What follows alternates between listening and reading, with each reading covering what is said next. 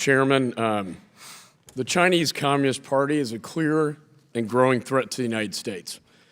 Between their Made in China 2025 plan, Belt and Road Initiative, and forceful land grab in the South China Sea, they pose an active and serious threat to the United States economy, developing countries, global democracy, and human rights.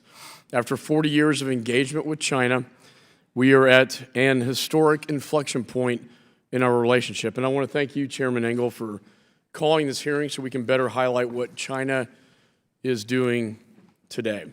When the United States established diplomatic relations with the People's Republic of China 40 years ago, our GDP was $2.6 trillion, and theirs was $178 million, 14 times their size. Today, China is getting close to achieving economic parity with the United States, having reached $12 trillion in 2017 GDP compared to our $19 trillion. China has also grown in military strength, technological sophistication, and spread its Belt and Road influence well beyond its neighbors. Just this Monday, Secretary Pompeo detailed China's designs on the Arctic, including the development of shipping lanes in the Arctic Ocean.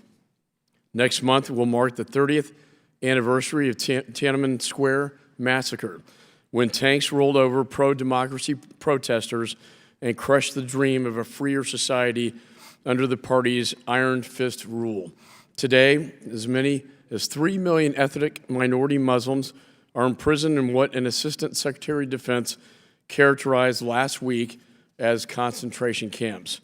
And when Secretary Pompeo released this year's State Department's human rights reports, he said that China is in a league of its own when it comes to human rights violations. Under President Xi, the party's evils at home are being spread abroad. The party is seeking to establish dominance over neighboring countries, including Taiwan, and they are seizing maritime territories, developing military capabilities intended to hamstring American forces, and projecting authoritarian influence around the world. The party's malign agenda touches the United States as well. In 2014, it was revealed that Chinese hackers stole 22.5 million security clearances, including my own. Today, the United States Justice Department is working to hold China accountable for their blatant intellectual property theft from U.S. businesses. Their economic ambitions have been achieved at the expense of American ideas and innovation, and this behavior is simply and completely unacceptable.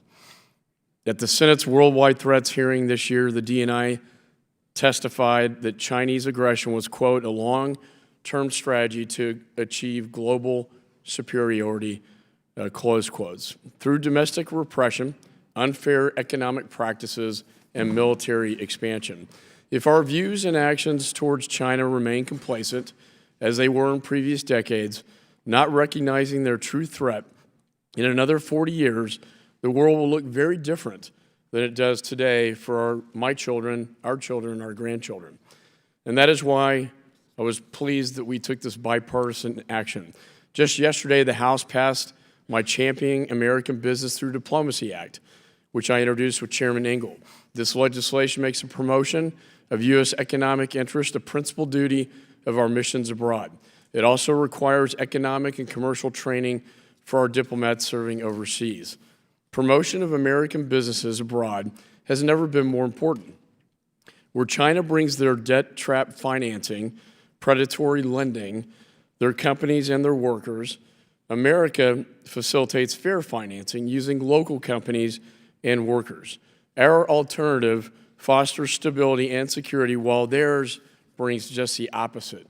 If America does not step up its economic engagement in the world, this vacuum will be filled by others with a potentially devastating impact on American national security. So with that, I'd like to thank the witnesses for being here today, and I look forward to this discussion. With that, Mr. Chairman, I yield back.